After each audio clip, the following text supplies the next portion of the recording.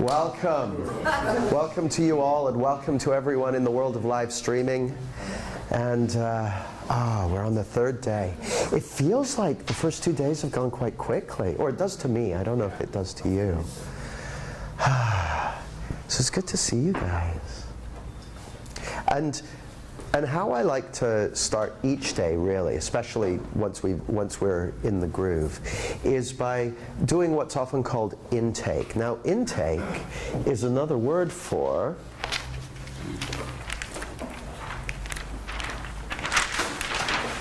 calibration.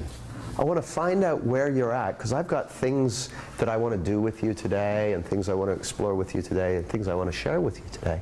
And I want to find out where you're at, what you're seeing, what you're not seeing, because that's going to help me shape what I'm doing. Well, that's what I do with a group, but that's also what I do with a client. So when Russell or Tore or anyone sits up here, the first thing I'm wanting to do is find out where they're at. Find out what has them here, find out what they want, find out what they're up against, find out what they've been perceiving as problems or challenges or issues until now, find out what they think is cheese. And that's true when I'm coaching. And people sometimes ask, when's the right time to calibrate? When's the right time to do intake? I'm doing it all the time. I'm doing it all the time, because I really, really get that I'm pretty much an expert on how Jamie sees reality.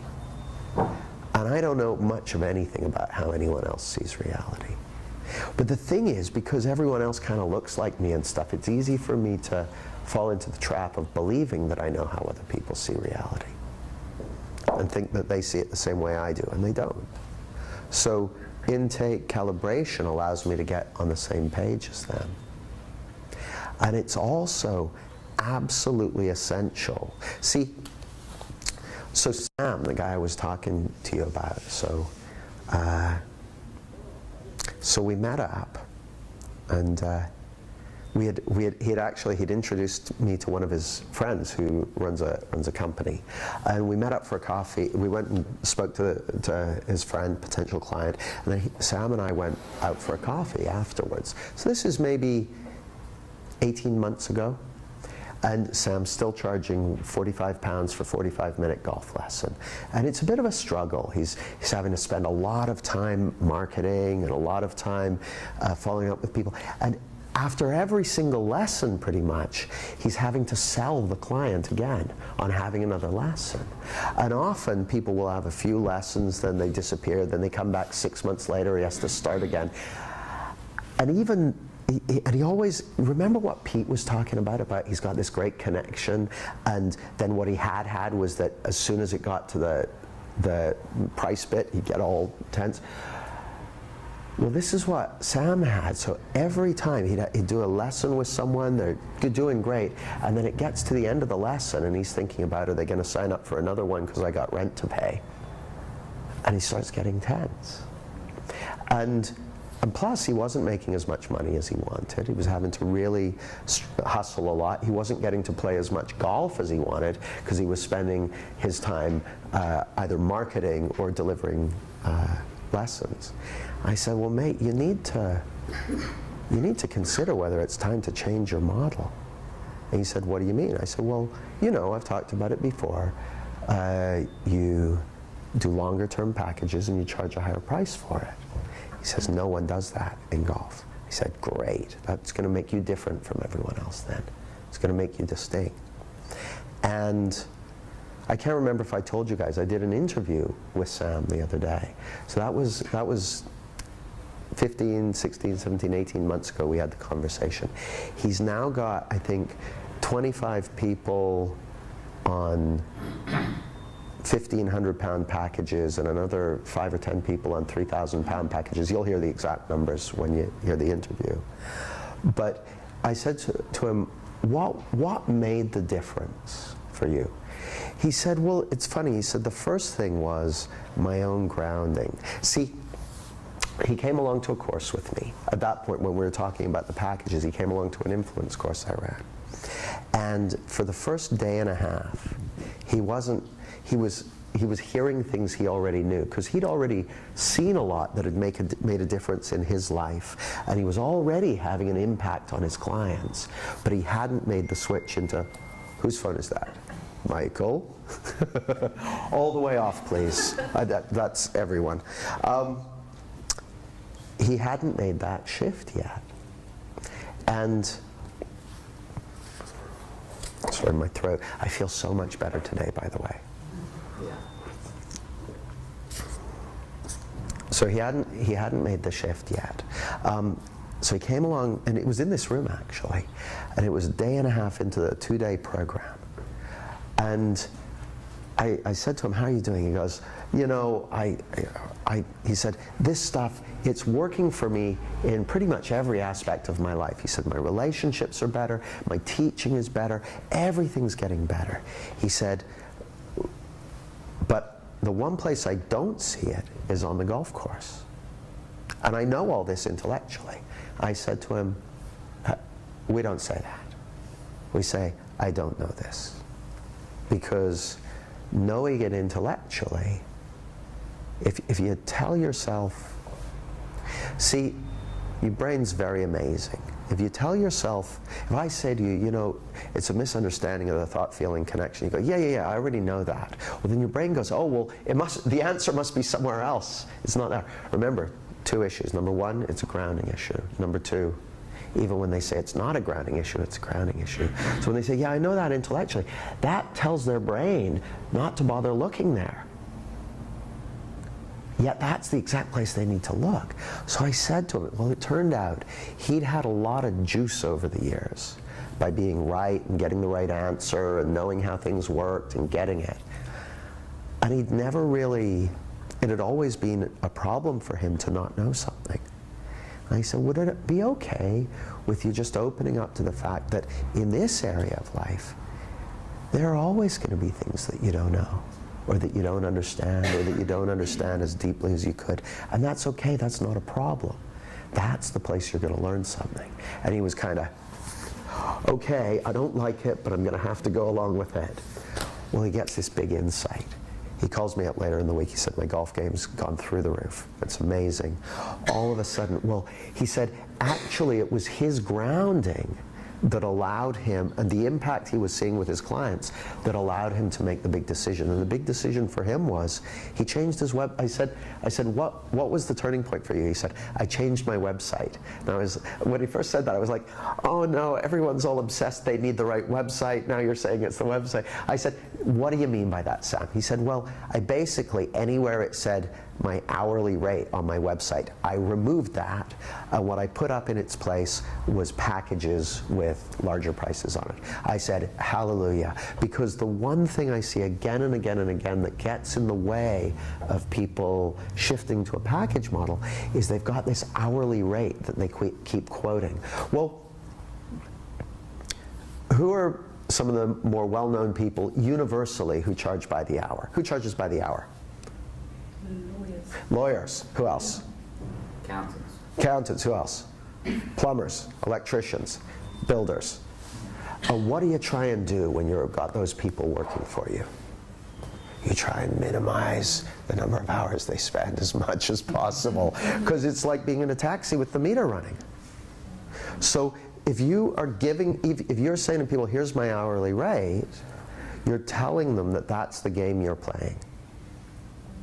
That you're in the taxi. Now, and in that game, their job and their role in that game is to try and keep the number of hours as low as possible. And your job is to try and increase them. Does anyone in here want to play that game with your clients? Because that's what looks to me like somewhat of a transactional relationship. And what I like to have with my clients is what's called a fiduciary relationship, where I'm taking responsibility for doing my best to act in my client's best interests. I want my clients to take a phone call from me in the middle of dinner and to be able to relax and not feel like I'm always trying to sell them. And it's part of what I've been going through over the last 6 months or so is having that flow out into the way I do marketing and everything. And it's still a journey, it's a transition, but it feels good. So how we did this program was much more in that way, by the way. And so that's what Sam did. He changed his website. He said, this is how I work from now on. And he said it was scary because no one else in golf does it. But it's 18 months later, 15 months later, he's got a steady income stream. He sells people once, and then he said he gets better referrals, so the people he gets referred to him are people who are, because here's the amazing thing he said, this is going to be interesting to you. He said once people have signed up for a £3,000 golf coaching package, they brag about it to their friends. They're excited about it. They go, yeah, they want people to know about it. And so then their friends are going, oh, my guy only charges £45 an hour. It's like, oh really? Well, he's probably pretty good. But it's perception. So when I'm sitting down with a potential coaching client, or good morning, Nicole.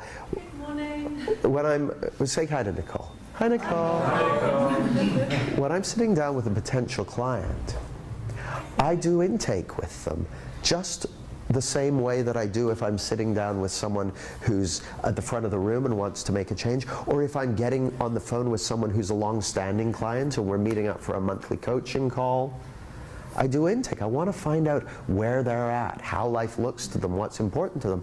Because I know that my client today, so Ian and I have been working together for what, 6 months? Yes. 6 months? Well, I sit down with Ian today, he's a different Ian than I sat down with 2 weeks ago or 4 weeks ago. He's not the same Ian that I met when we first started working together. So, intake. And so that's what I want to do with you guys at the start of each day, at the start of our coaching calls when we're on Facebook. I'm calibrating, finding out where's everyone at? Where's everyone at?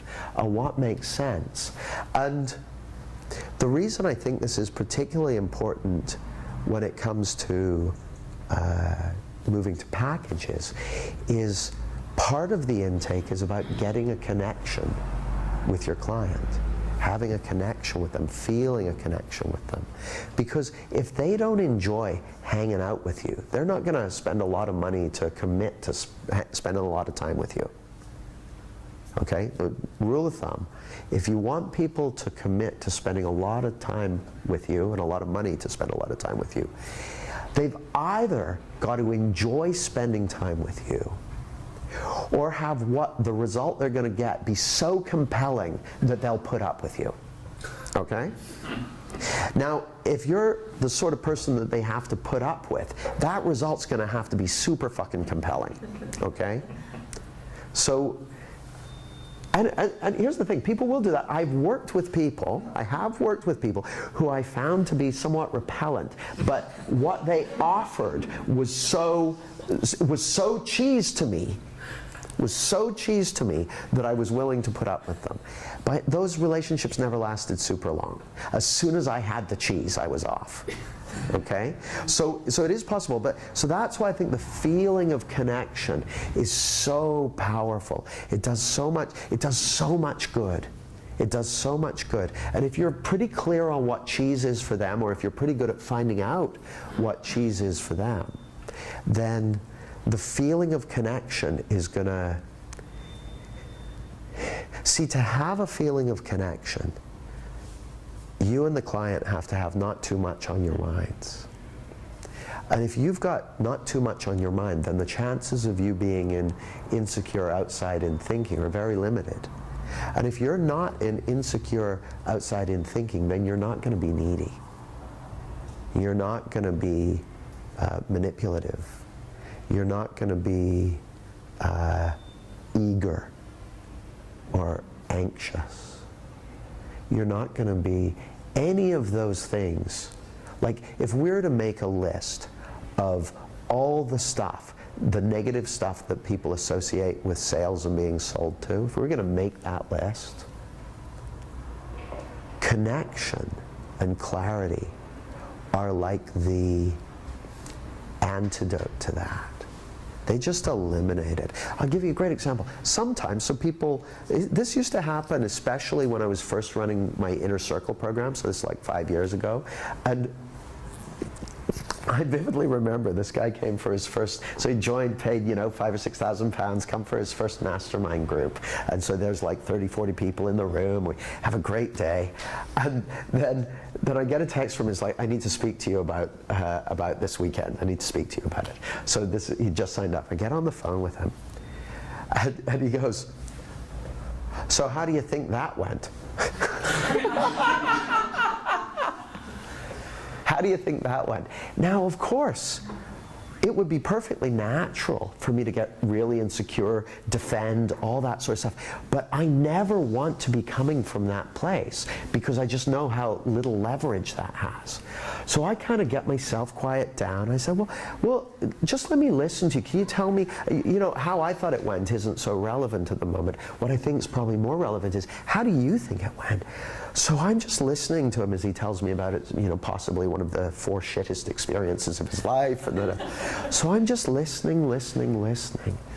And as I listen, I'm falling out of my thinking.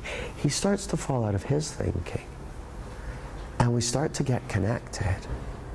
And I can't remember the exact things that were happening, but I start to find out what he had been bringing to the party in terms of what he wanted. I remember when I signed him up as a client, he wanted to be a leader in his life. He wanted to be doing something new. He wanted new and different and all that stuff. What he had experienced was completely different to anything he'd ever experienced before, but it freaked him out. Freaked him out because it wasn't like previous experiences of coaching and that sort of thing. Well, I was amazed because I just stayed connected with him, listened to what he had to say, engaged with him, did intake, found out more about where he wanted to get to. By the time we got to the end of the call, he was really delighted and more committed than ever to the program. So if I'd have tried to strategize that, I don't think I would have been able to do it because I would have been strategizing from insecurity. But by falling out of my own insecurities and into the moment, being able to listen to him. Michael came up to me this morning and said, hey, it's a unique position being at the back of the room, and I get to get a different perspective than I do when I'm sitting in the room. I've got some thoughts about the last couple of days. So my immediate, instant response is, so I noticed that. I'm like, well, that's not going to be useful. So but I noticed it. I saw that's thought. That's not coming from Michael or what he said. That's just thought in the moment. So I fall back into the moment. I listen to Michael. I'm like, oh yeah, I'm really glad. I'm glad he said what he said because I got something from it. I wouldn't have got that if I'd been like, okay, tell me. I wouldn't have got it. And so that was intake for today as well, hearing what Michael had to say. So I know it may sound simplistic, but I'm always coming back to this because the feeling of connection is going to be a function of the person's clarity of thought. Now, what I'm going for with a client, remember our ladder? Level of consciousness. There it is. Well, the client always comes in at a certain level of consciousness. Whatever now by level of consciousness, I just mean their understanding of life, their embodied understanding of life. So, you know your embodied understanding of gravity, like you just know how it works, you don't even have to think of it. You have an embodied understanding of the whole of life. You have an embodied understanding of it. And some of it's really close to how life works, and some of it's balloon juice. What I'm gunning for with a client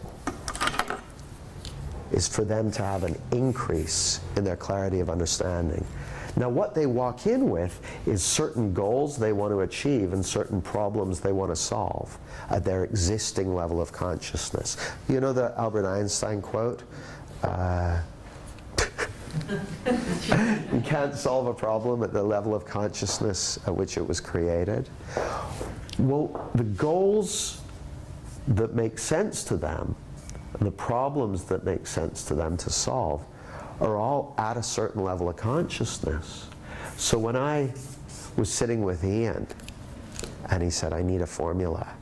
I'm like, eh. And then I came up with the formula. The formula which ultimately got refined to clarity equals capacity minus contamination, which is the diagram that's all through the new book. The new book, Little Book of Clarity, is coming out in a few weeks. It's a concise version of clarity. It's been boiled down to half the size of the original, but with more pictures. Well, with one picture repeated 17 times.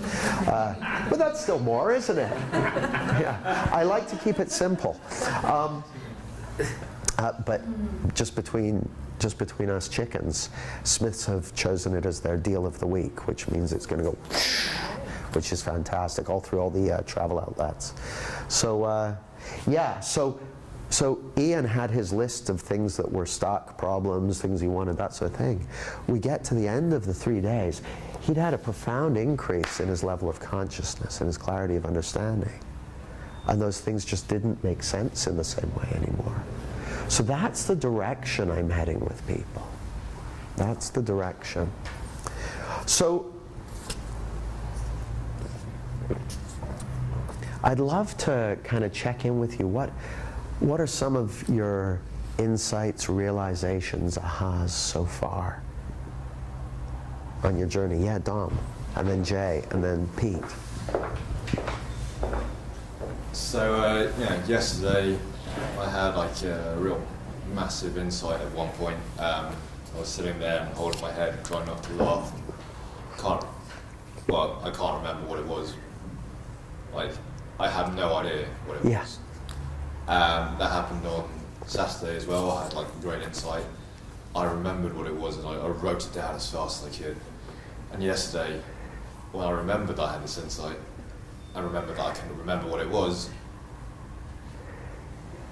I didn't really care. Yeah, good.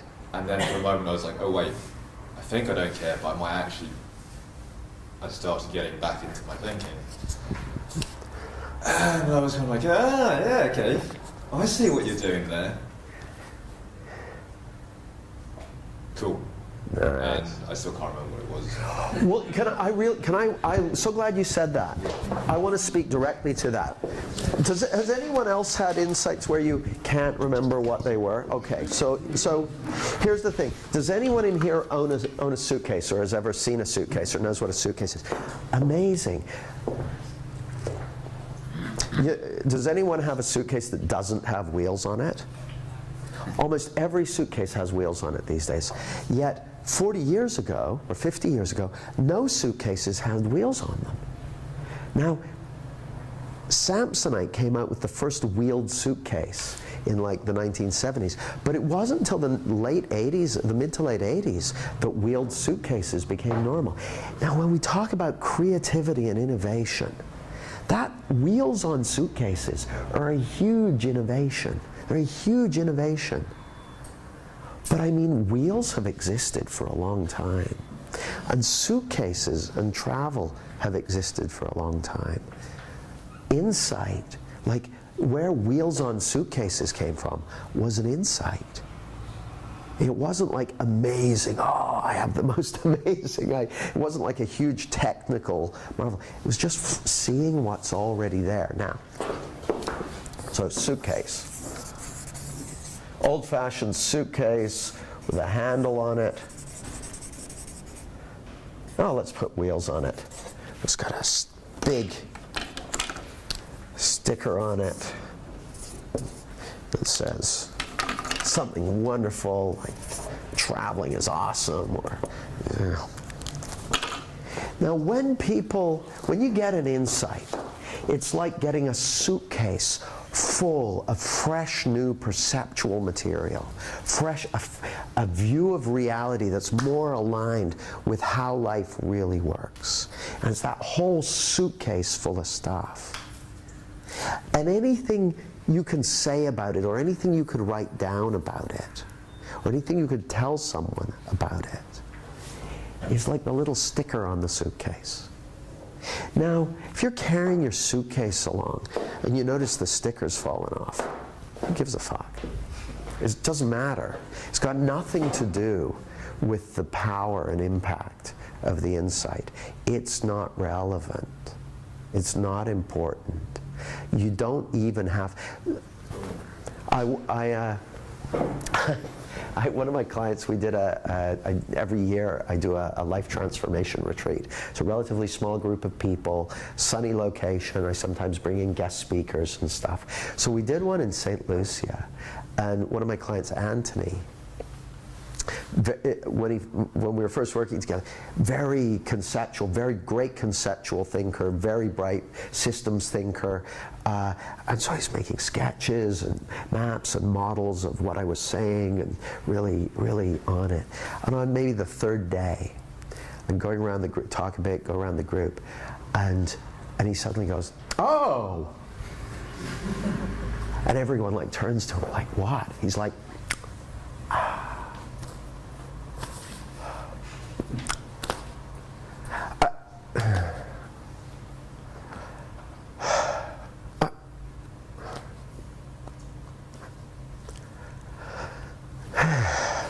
I don't know. But like, finally, like about a month later, he's like, "I don't know what it was, but like I saw something." And he's long ago gave up on trying to say what it was or remember what it was, but it changed his life. So that's the intellect going, "Oh, what was it? Make a note of it, or else it'll go away." It's like screenshotting the info messages from your software updates so that the software updates don't get lost. It's just not relevant. It's not the fact that you can have an insight. Like, you know the one where you started giggling? Just remember that there was a time that you giggled. That's all. Any time that you think you don't get this, or you don't have this, or it doesn't work for you, or anything like that, just remember that you've giggled. That's all you need to remember. You don't even need to remember that, but you can. So yeah, what else? Jay, and then Tora, and then Pete. I keep changing the sequence, sorry guys. For me, that suitcase analogy was really cool, because I was really tired yesterday, and my head was like, "You're going to miss everything, and you're missing it." But I really feel like I've got a suitcase that's slowly unpacking. And I love what you said, Dom, because I haven't got a clue what's unfolding, but I know something for sure, that I'm not so scared anymore. You know, that feeling. I'm kind of walking around like, "Ooh, this is lovely," sort of thing. And I think, and then my mind says to me, like, "You got to concentrate. What is the factors that are causing this, so you can constantly stay here?" And I'm like, "Oh, yeah." You know, but yeah, one of the most profound things that have happened for me this weekend is I'm just not scared anymore. Yeah, that's it. Beautiful. Beautiful. If we're going to clap, we should clap everyone. Because I don't want to. Hey, let's give Dom a clap. Dom, yeah. Oh yeah, no clap, no. Oh, so it says, "Oh, I feel a bit right." Boo. Well, clap everyone. Tora. All right. Okay. Now try to put these words to this. I've been thinking about this. We talked a lot about yesterday about feeling our thought in a moment, and that's all we are able to do with our feelings.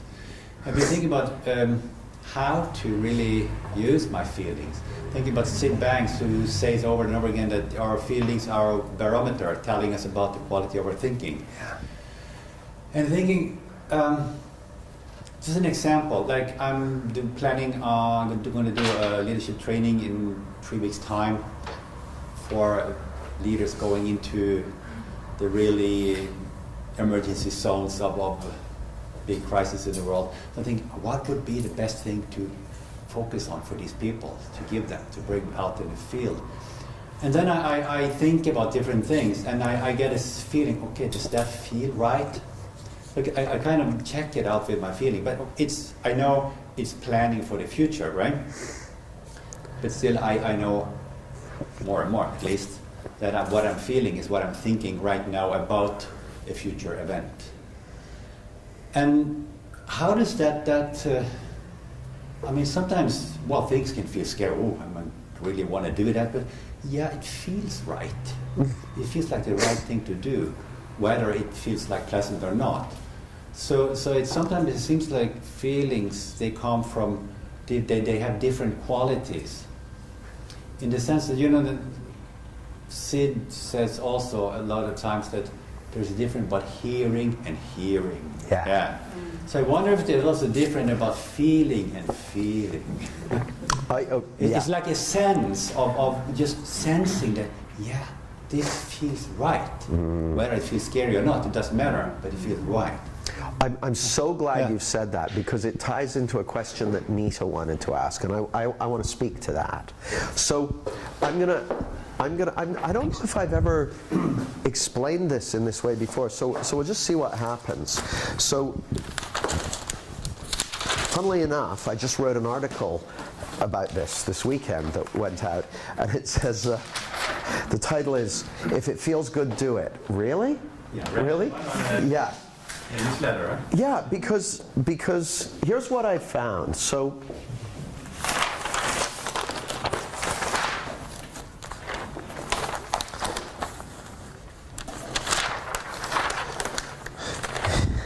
I wish what I'd found was the flip chart page I was looking for, but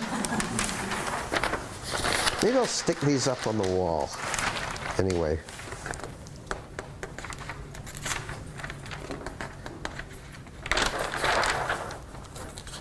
No, it must be earlier.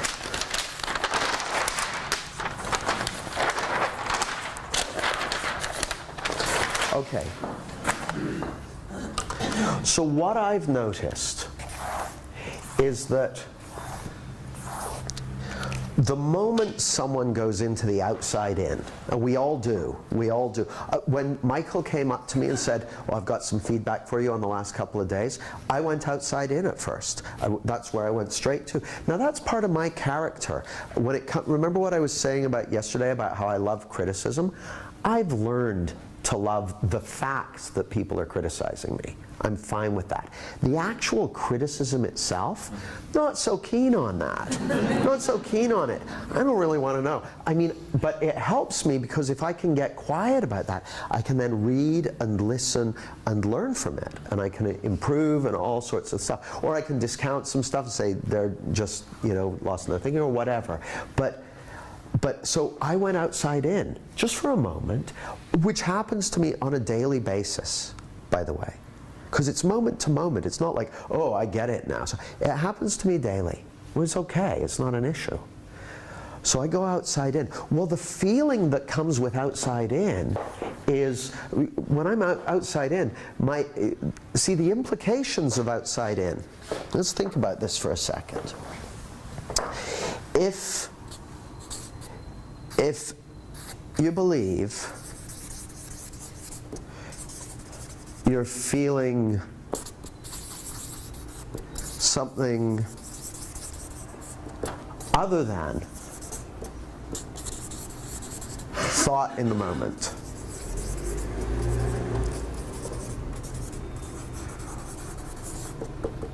what has to be true for that to happen? Well, there's a number of things. Number one, in order for that idea to make sense, then it presupposes that there's a world out there separate from you with power over how you feel.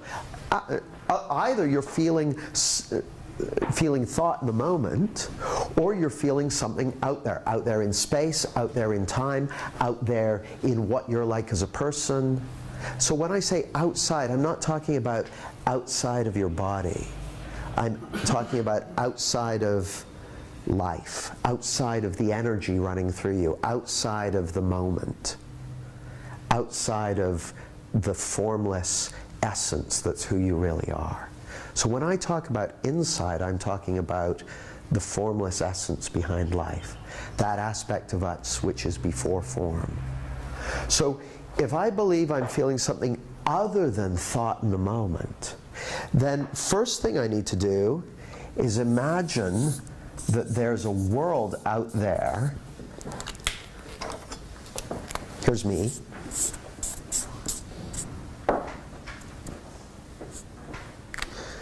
There's a world out there that has power over how I feel.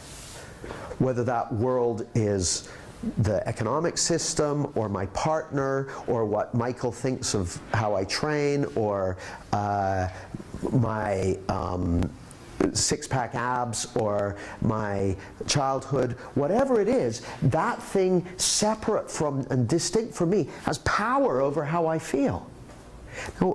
Now I want to just give you a feeling for this. Just reach up and gently tap yourself on the head like that. Now turn to the person next to you and reach out and tap them on the head. Now does it feel different? Is there a sense, forgetting for a moment about the actual contact, is it a different embodied experience having someone else slap you on the head than it is? I mean, it feels different for someone else to be in control of that experience. It's the obverse of why you can't tickle yourself. You can't tickle yourself because you know that it's you doing it. The feeling of tickled requires someone else to be doing it. Does that make sense?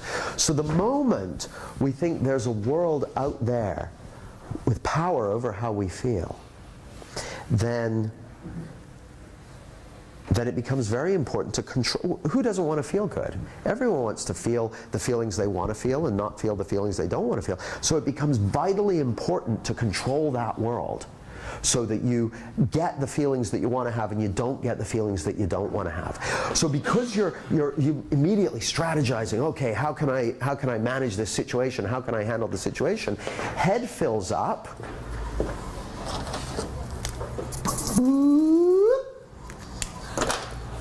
It looks like you get a whole bunch of feeling that's letting you know about thought in the moment, but it seems like it's coming out from that big fucking world.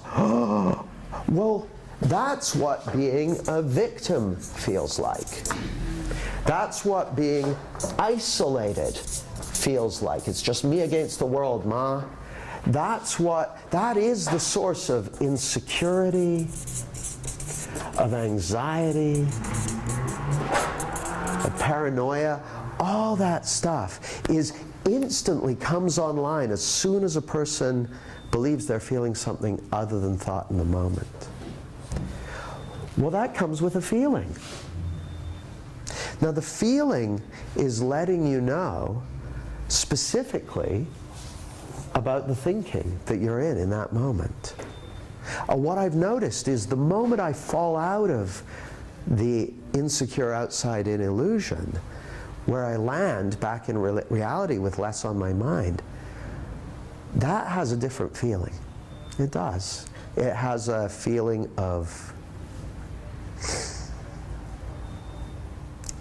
I don't know quite the words for it, but it is deeper. There's intelligence in both of the feelings.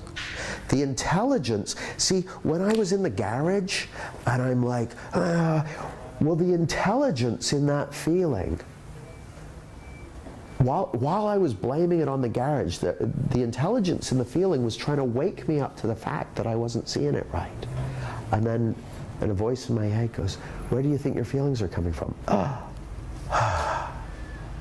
And then when I fell out and back into reality, that feeling, there was an intelligence in that as well. But Here's how I used to teach it. I used to say, well, there's high quality thinking and there's low quality thinking. And it's not like one's better and one's worse. It's just one really sucks and the other one's really good. But it's not better or worse. You're going to have both. It's just, I found that when I had that idea and when I taught people that idea, they immediately became obsessed with having high quality thinking. And what I'm saying is there's no such fucking thing as high quality thinking. There's either you're seeing how life works or you're not. And we're all going to have times when we're seeing the inside out nature of life, and we're all going to have times when we're tricked into thinking it works outside in. That is the game of life. It's a binary system. You're seeing it or you're not seeing it. And there often is a different class of feeling, but here's the thing, and I thought you said it well, Tora. I've been up in my thinking about something and I'm like, yeah, and they shouldn't have done that, and then where do you think this is coming from? Oh, I fall back into the moment and I feel bad. I'm like, oh, I shouldn't have done that. I got to go apologize to them. Now, I would never have had that on my list of high quality thinking, high quality feelings, feeling bad that I'd done something that was out of order. But there's intelligence in that. It's like, Jamie, you got to come correct. There's intelligence in that. There's an intelligence. So I think the thought-feeling connection is incredibly intelligent. It's incredibly leveraged. And you can be outside in about something lovely, something nice. Oh, I love my partner so much. I feel so great when I'm with them. I couldn't live without them. All my good feelings come from them. I'm so glad they're in my life. Sorry, honey, I'm thinking about leaving. Well, they're just two sides of the same coin. The moment you believe you're feeling something other than thought in the moment, that's the structure. Whether it's something nice or something nasty doesn't really make any difference. It's still an outside-in world. But, I mean, I don't feel you answered my question directly. I mean, this is this. Yeah, this because what I said is that if I hear you right now, you almost say that you cannot be inside out about thinking about the future, planning for the future. I don't think you said, but it sounds like it. No, not at all. Okay. No, I don't have a view. That's definitely not my view. Because what my question was, if I'm planning for something that I want to do in the future, let's say 3 weeks from now. Yeah. Sometimes you actually got to plan something, at least an outline. And I know that I am here and now thinking about what I would like to do. And as a response to my thinking here and now about what I plan to do, I also have some feelings that resonates with, does this feel like I'm on the right track, or should I go this way or this way? So I'm just how to really use the feelings in the sense of have a sense of, okay, I mean, when you plan, you come up with a whole day about Glasswing. Yeah. I'm sure there must have been some feelings about telling you if this was something great or something, well. Absolutely. Yeah. Absolutely. So I sit so how there. we use the feelings is what I. Yeah. Well, so this is kind of my point, Tora. So when I started planning this out, first question I asked myself is, if I had a group of people that I could take on a journey over a period of time, what would I love to do with them? So I start, I'd love to do this. Or what would I love them to get with it? So I'm starting imagining things, and I'm getting all feelings about those things that I'm imagining. Now I know that that's thought in the moment. I'm under no illusions that those feelings are coming from the results we're going to get or anything like that. So I'm not outside in about it at all when I'm doing it. So then I'm going along, I'm in all these nice feelings. And then Nikki calls me up and goes, oh, we can't get Regents for the Friday, Saturday, Sunday. We can't get the room you want. I'm like, that's not good. No, but that's the only weekend I've got, and I really want to do it. And it's, well, I've gone outside in. I'm like, and they're like, where do you think your feelings are coming from? See if they've got it Saturday, Sunday, Monday. Yeah, they got it. So that's why we're here on a Monday when I would normally do Friday, Saturday, Sunday. So it's the same system. I'm not saying there's anything wrong with thinking about the future. It's totally practical in many, many situations. I would never want to go on a plane that had been designed by people who didn't think about the future. I would never want to go in a building built by people who thought planning and a future orientation was silly. And I can tell you, in terms of business and what I'm doing, and the Clarity book and the Clarity brand and all that sort of stuff, I think quite a lot about the future because I want to know where I'm going. I want to have an idea. Now, I know that things don't always turn out as planned, but I think it's fine to think about the future. And if you're going to think about the future, it behooves you to know where your feelings are coming from. I'll give you another example. I meet lots of people who think about the future and feel bad. So they spend all their time worrying about the future, or stressing about the future, or feeling pressured by the future. Well, they're in a misunderstanding about where their experience is coming from. So people will say to them, well, just don't think about it. Well, that's not, just don't think about it is terrible advice in a lot of situations. There's stuff you need to fucking think about, or it's going to go badly. Like you're preparing people to go into some of the most dangerous regions of the world, or the most crisis-ridden regions in the world. They probably want to think about that before they do it and make some plans. Like, it would probably be all right. Everyone's lovely deep down. The fact that they're, a warlord with a child army just probably means they weren't loved enough. But I'm sure they'll like us. No, there's real stuff happening. I meet people like I encourage all my female friends to do a self-defense course, because just going on a self-defense course, even if it's not a very good one, reduces the chances of you getting attacked by 50%. So I'll tell this to my female friends, and once in a while a female friend will say, well, I just imagine myself going around in a bubble of love, and that's how I avoid getting attacked. And I say, well, maybe that'll work, but I'm not convinced. I think sometimes it makes really good sense to make plans. So does that answer your question better, Tora? Yeah, much better. Great. Now, the thing I want to point to is this is a binary system. Either you're seeing it or you're not. And we all have times when we're not seeing it, and we all have times when we do see it. It's not about good feeling, bad feeling. Because the problem is when people get into good feeling, bad feeling, they say, well, I'm waiting till it feels right to do it. It's like, well, there's lots of things you're going to need to do before they feel right, or when they feel scary, or that sort of thing.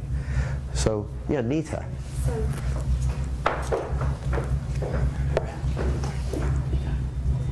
can I just clarify something? So I get that any day or each day, my state of mind will go up and down. Well, what do you mean by state of mind? This is what I wanted to ask you about state of mind, because I know that gets used a lot in the business world as well. Yeah. And to me, I guess it just means what my mood is like in that moment. But that's where I'm not 100% clear on what I guess other people mean by it in the principal world when they talk about state of mind coaching, for example. Yeah. As I understand it, what they mean is the combination of thought and feeling that you're in any given moment. But what I see a lot of people teaching is kind of an analog model.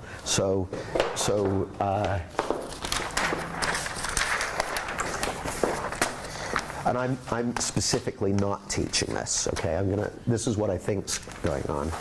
So let's say here are the different states. Down here is shame, anger, guilt. Up here is bliss, ecstasy. Here's maybe energized, calm, happy, loving, accepting, grumpy, frustrated. So they'll have a whole bunch of different types of thought, basically, whole bunch of different categories of mood. And this can be an effective sales tool, by the way. In fact, a recent Harvard Business Review article said that basically they'd identified that calm, happy, and energized were where people self-identified as having the best performance. So this is a phenomena that happens. But the issue that I see with the reason I don't teach like this is if I tell you, well, you know, the best results you're going to get are when you're energized, happy, and calm, then you're going to go, okay, I got to try and be more energized, happy, and calm. Well, I find that the times when I need to be energized, happy, and calm, if I'm not, then trying to make myself energized, happy, and calm makes me more frustrated, annoyed, and stuck. Whereas I find that the more I understand that it's a binary system, that you're always living in the feeling of thought in the moment, and sometimes it looks like it's not that. So you have the freedom to believe it works in a way other than how it works. And when we're in those quote-unquote negative states, wherever they are, negative states, it's often just because we've gone outside in about something. But hey, I've met people who are in very positive states and they're so fucking outside in that I'm like, stay away, because they're really positive. And I'm like, ooh. So I'm pointing to it. See, here's the story behind that. So I used to teach high-low, high quality of mind, low quality of mind. And Dr. Keith Blevins, who's one of my mentors, brilliant trainer, was running a 3-day workshop for me over here in the UK. This is like 2012. And I'd written my book, and someone said to me, hey, you should give it to Keith to have a look at. And I was like, no, he'll nitpick it. I don't want to give it to him. But then he taught this, and I love Keith, but I just kind of thought, no. But he taught this workshop, and I was like, oh, I love how Keith teaches, and he and me were both on the same page. He's going to love my book.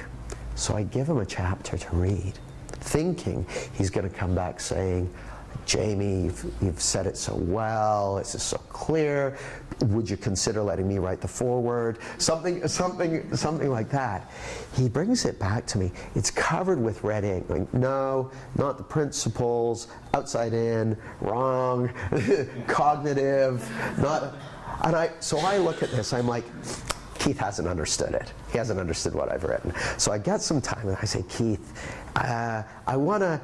doing good intake, let me hear what you saw. Because I was just like, I just need to get him, you know, point out where he's gone wrong and show him that I really do understand it. I said, because Keith, you know, I've listened to you for 3 days, and how you see it is it's exactly how I see it. I describe it in the same way. He's like, no, you don't. I'm like, yeah, but I do. He goes, are you behind what you've written in this book? I'm like, yeah. He goes, then you don't understand what I'm talking about. Like, he clearly doesn't understand. I was like, no. So I'm with it like for an hour, doing my best to listen, but still convinced that I'm right, and arguing my point. And an hour into this conversation, I suddenly see, I was going high quality of mind, low quality of mind, good feeling, bad feeling. He said, well, that's not true. What about the good feelings that a child molester gets when they're molesting a child? I'm like, oh, well, yeah, I know it's not true in that case, but you know, it's a good rule of thumb. He goes, well, we're not talking about rules of thumb. We're talking about principles. We're talking about facts. We're talking about things that are either true or they're not, which means no ambiguity, no gray areas, no analog scales. It's digital. And I saw something, and what I saw was, oh, I don't understand this. And in that moment, I was humbled, and I felt bad because I was getting ready to publish my book, and I suddenly realized there's no way I could publish my book. And I felt grateful to be seeing something that was important and that really mattered. So it was a complex mix of feelings, but it wasn't outside in. Like I was feeling, I got schooled. I got shaped up. I I saw what I needed to see. So I said, okay, I'm not gonna, the books, I've got to go back to school. So I spent the next 9 months working really closely with Keith and his wife Valda to upgrade my understanding, so that when I brought clarity out, it would be as clear and unambiguous as possible. And people ask me, well, why don't you do good thinking, bad thinking, high-low? Why don't you do that anymore? It's like, because it's just not how I see it anymore. I said, but it was really useful. He's like, yeah, I know, but it wasn't principled. See, there's lots of things that are useful, but with principles, it only works one way. It works one way. And so that's why I don't really talk about state of mind so much. Not that it's bad, it's just not how I see it anymore. I see it as binary. I Can you stand up? I get the binary part. Well, maybe I don't. No, I don't then. Okay. I'm going to say that. Because when you use the example of the child molester, totally lost me. Because I get that he's going to have a good feeling when he's doing that act, and that's as far as I got. Yeah. I get that, but I couldn't connect that to the Well, high-low feeling. Well, for instance, people can be in a very clear, happy and energized state while they're doing appalling things. Now, what I've noticed is that when people are seeing the inside-out nature of life, they don't want to perpetrate, they don't want to harm others. But I bet if you went and asked some of the people from Islamic State, they're having a lovely time doing appalling atrocities. Well, that you could argue that their state of mind is clear and focused and that sort of thing. Now, people will say, well, yeah, but there's a quality to the feeling which would be different, which I would probably agree with. I bet there is. But it's not a discriminator. It's an analog scale. It's ambiguous. And I think, Sid, if you listen to the Sid videos, he'll say they're splitting thought into different types of thought. And he talks about evil thoughts and good thoughts and bad thoughts. So what I hear Sid saying is that splitting thought is not a good idea. So this makes a lot more sense to me and has been much more leveraged for me. So that's why I don't really talk so much about state of mind anymore. But you're right, a lot of people do teach it like that. You're welcome. Yeah, Nicole. Can I ask, does that have, or what is the place of content of thinking and the principle of thought? Is that kind of covering that, as in when you're getting into good thought, bad thought, high-low moods, you're describing the content of our thinking process, and that could be anything on that spectrum, on the analog spectrum. But when we're talking about the principle of thought, it only works one way. Yeah, the principle of thought is what's creating all our thoughts. Now, I wanted to read you guys something, actually. This was something Lionel asked me about. I just need to get my glasses.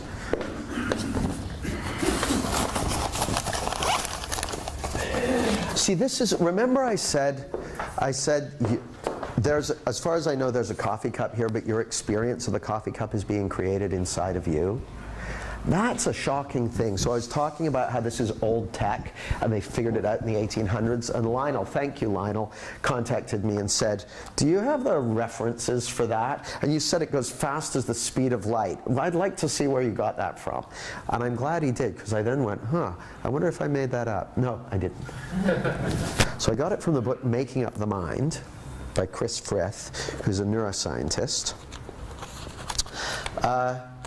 And can I read you a chunk of text? So this is from chapter 2, What a Normal Brain Tells Us About the World, is the chapter. It says, even if all our senses are intact and our brain is functioning normally, we do not have direct access to the physical world. It may feel as if we have direct access, but this is an illusion created by our brain. Now, he's a neuroscientist, so he talks in terms of brain. Neuroscientists don't have any time for this thing we call mind. So he'll be talking in context of the brain, but it's still very relevant. So yeah, it may feel as if we have direct access, but this is an illusion created by our brain. The illusion of awareness. I could blindfold you and lead you into a strange room. Then I take the blindfold off and you look around. Even with the unlikely combination of an elephant in one corner and a sewing machine in the other, you would instantly become aware of the contents of the room. You would experience no need for thought or effort in achieving this awareness. With me so far? So you walked in here and you were instantly aware of the content of the room. You didn't have to, you didn't have to work at seeing the room. You had an experience of it right away. In the early 19th century, this experience of effortless and immediate perception of the physical world was entirely consistent with what was then known about brain function. The nervous system was known to consist of nerve fibers that functioned using electricity.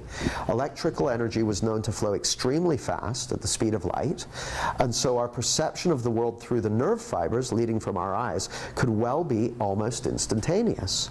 As a young researcher, Hermann Helmholtz was told by his professor that it would be impossible to measure the speed of nerve conduction. It would be too fast. But like all good students, he ignored this advice. In 1852, he was able to measure the speed of nerve conduction and showed that it was rather slow. In sensory neurons, it takes about 20 milliseconds for the nerve impulse to travel 1 meter. Helmholtz also measured perception time by asking people to press a button as soon as they felt a touch on various parts of the body. Those reaction times turned out to be even longer, being more than 100 milliseconds. These observations show that our perception of objects in the outside world is not immediate. Helmholtz realized that this is the important bit. Helmholtz realized that various processes must be occurring in the brain before a representation of an object in the outside world appears in the mind. He proposed that perception of the world was not direct, but depended on unconscious inferences.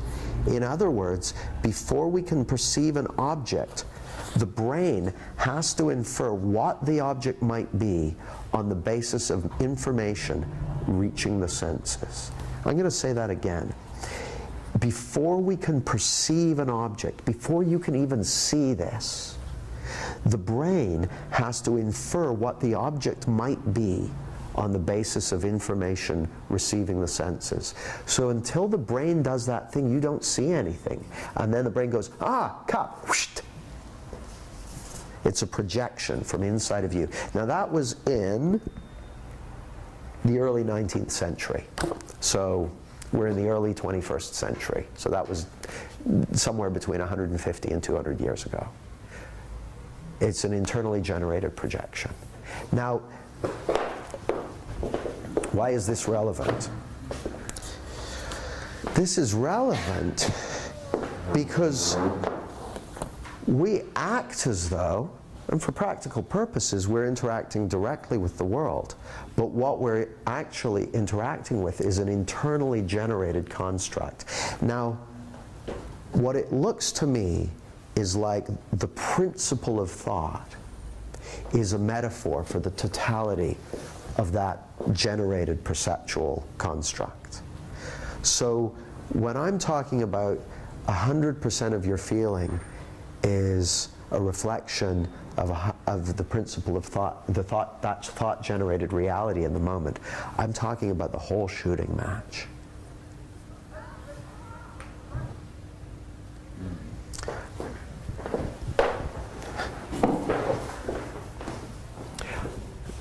Oh, I was kind of speaking to what Nicole said, but she's got that reading poetry to cats expression. I get that a lot.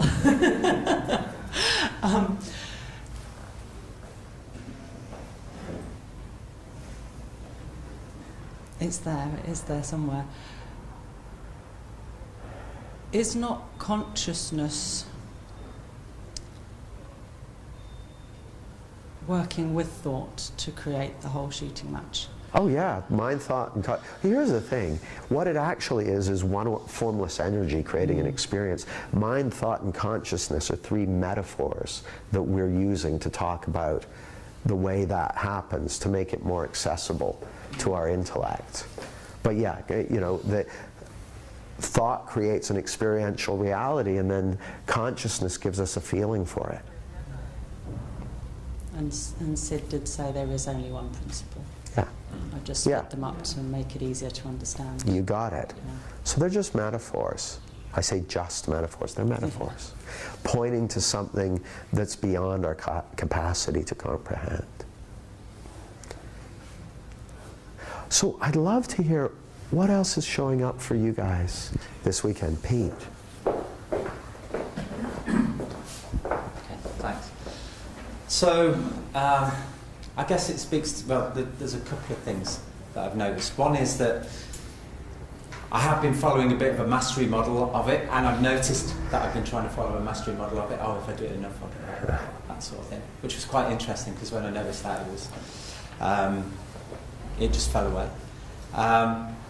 But the other thing is what you said earlier about the intellectual. You know, oh, I get it intellectually, meaning that you don't get it. Yeah.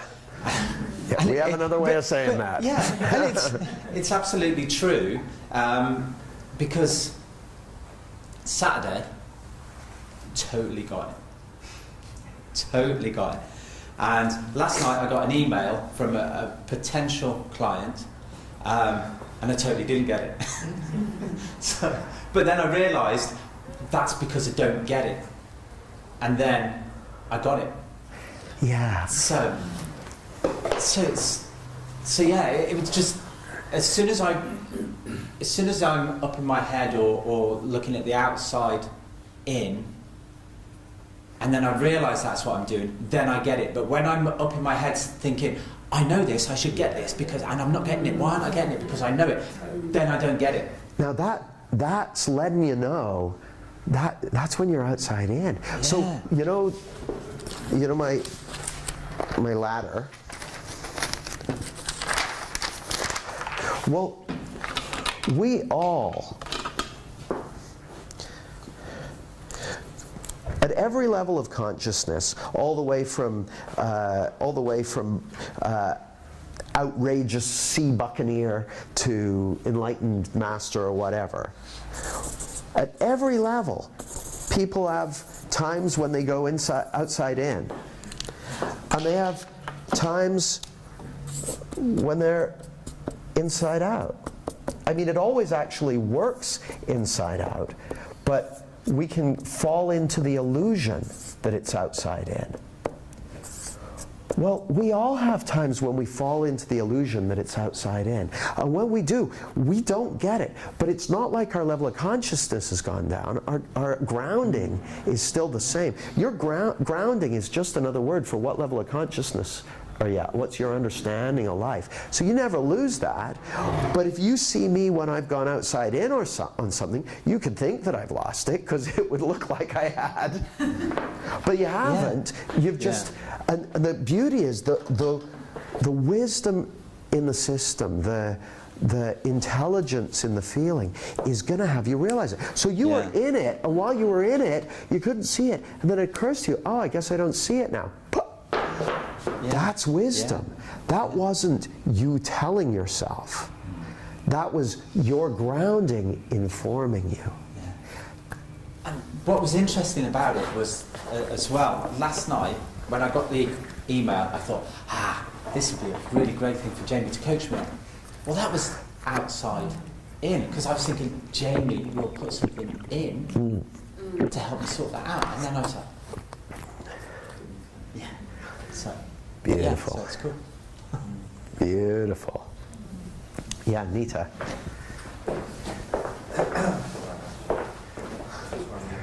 I just wanted to follow on from what Pete said, because I really got that I was sitting in a feeling of clarity, and then I started putting my fingers in the machinery with high, low, state of mind, blah, blah, blah, and I immediately felt, oh, I don't get this, I just thought I did.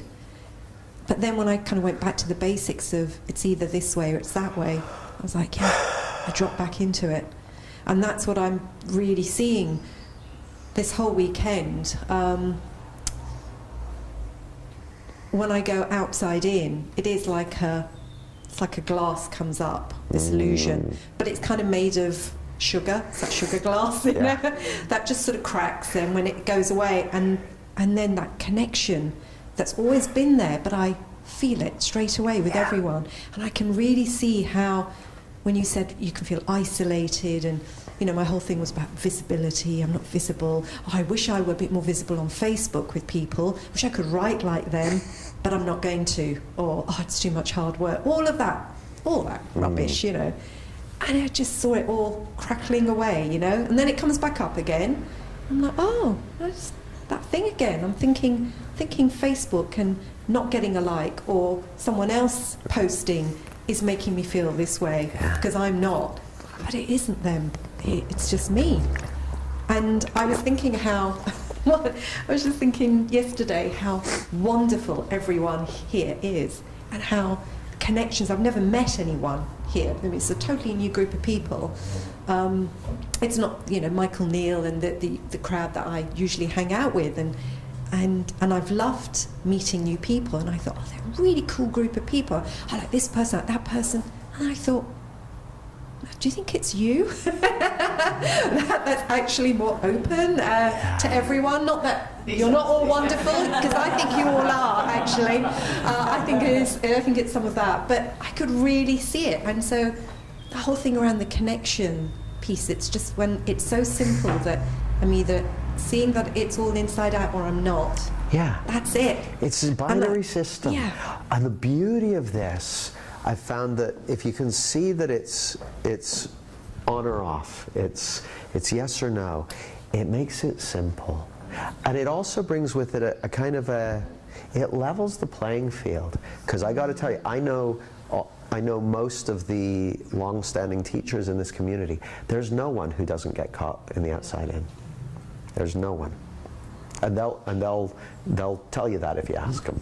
I've actually seen Jack Pransky teaching. I was on a thing in Spain with Sheila and everyone, and during the break I saw him totally up in his head trying to print out his boarding pass and practically walking into a wall, and then he kind of came into the training and he sat down and he actually described it. And then next thing you know, he's totally there for us, and it was just amazing. And that's lovely to see. That's what I love about actually all of the teachers, yourself included, is how you share your humanness and, oh, I did this and I did that. Whereas all the other stuff prior to the principles, any training I went to, everyone's very polished, they've got it all together, and it always felt like, oh, I can't be like that person. I can't do what they're doing. And so I love that about all of the, all of you teachers at the principles is your authenticity and the humanness that you share. It's very relatable, and it's just, the connection is stronger. So yeah, thank you. When it's all about connection, see, the only thing that ever gets in the way of connection is the outside in. The outside in misunderstanding is the only thing that ever messes with connection, because connection's already there. It's not like it ever goes anywhere, but our experience of it comes and goes, depending on whether we're away in our thinking it's outside in, or whether we're in the moment. So that's a great relief. Yeah. I've been hoping we'd hear from the folks in live streaming land. Yeah, lots going on in streaming land, and I started a post very similar to what Pete said about the intellect and getting it, because before we go to those guys, maybe I myself was doing a how-to when I really got it wasn't intellect, that I was calling myself by saying, no, you don't get that, as a how-to, and it was working for me.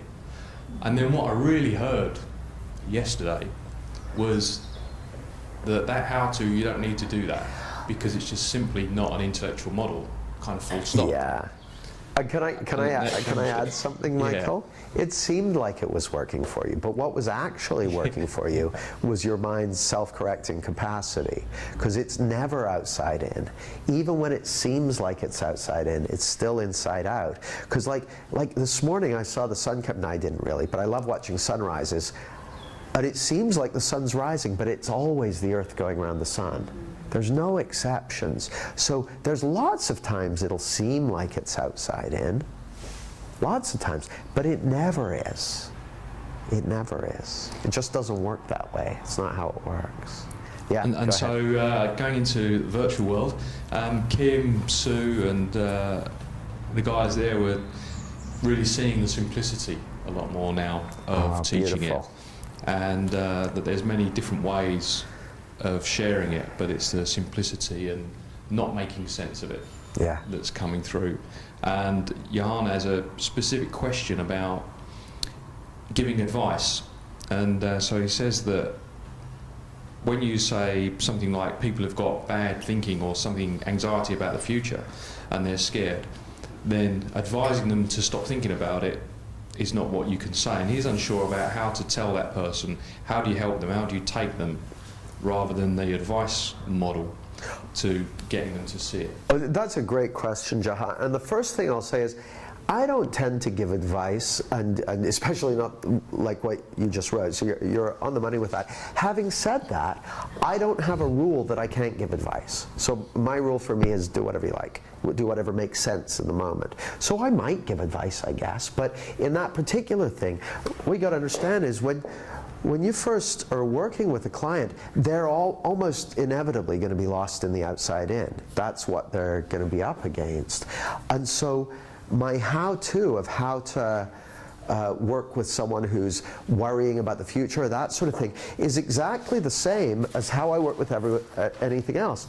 First of all, get a connection with them. Now, when it comes to connection, part of that is just asking them questions, listening. I want to start by finding out, how do they see it?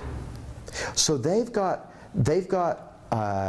your client always arrives with some kind of goal in mind or solution in mind, or something that they want to get, some outcome that they want to get, some kind of change they want to make, or something they want to avoid or escape from. So they've already got an idea what's going on. Now their idea will be grounded in something that's not true in all likelihood, but nevertheless that's their starting point. So my first thing is to get on the same page as them. Now we've got a great example. Farah came up to me yesterday and asked if I'd do a one-to-one with her at the front of the room.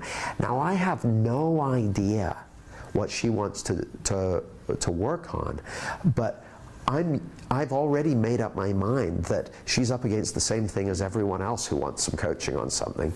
So that's what we're going to find out. We're going to explore that. But my approach is always the same. I want to ask them questions about how do they see the world, what's their understanding of life, what are they here for, what do they want, and I want to feel a connection with them, and I'll be guided by what makes sense to me, asking them questions about their world and that sort of thing.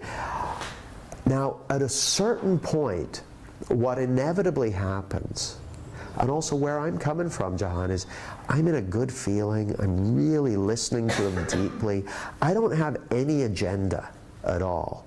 So I've got no pressure on myself to try and get a result with them. I'm not trying to, it sounds sort of daft, but I'm not trying to get anywhere with them. I just want to connect with them. I want to have a human-to-human conversation with them. Now it's tough to have a human-to-human conversation with someone when they're up in the outside in, because they're all strategies and hidden phantoms and all that sort of stuff. But the moment they fall out of it, you can feel it, and you feel connected to them. And that's the point at which I can start pointing them in the direction of something more useful. And so I might ask questions like, if let's say they're worried about something. Let's say they're worried about something that's a real something, like, I've got, well, I'm not going to go into the details, but I know someone who's got a medical situation, and they've been for tests, and they gotta go and get the results in a week's time, and they're worried about it. Well, that's a real thing. Just going, oh, I just don't think about it. Well, that's not necessarily going to help. So I want to get a connection with them and find out what's going on. How is it that they're understanding the world? Because I know that what's likely going on for them is they're having fearful thinking and feeling it as though it's already happened, and that makes it more difficult to make good decisions and that sort of thing. So I know that if I can get them to fall out of the outside in and back into the moment, they're going to discover that they've got those sources of leverage, resourcefulness, resilience, wisdom, motivation, connection, clarity. That's all there. That intelligence is there in every human being. And it works great in reality. Doesn't work so great in fantasy land, but it works great in reality. So I just need to get them out of La La Land and back into reality, and they're going to do good. So that's my goal with anyone, Jahan, is to bring them home from La La Land and into the real world. And what lets me know that we're on the right track is that feeling of connection. That feeling of connection. So I hope that answers your question. It's a great question, but feel free to post again if it doesn't, and I'll loop back to it. Now, we've been gone for a long time, so we're going to have a break for let's take like a 25-minute break. So I'll see you back here at 10 minutes to 12 by my watch. So 25 minutes from now. Thank you.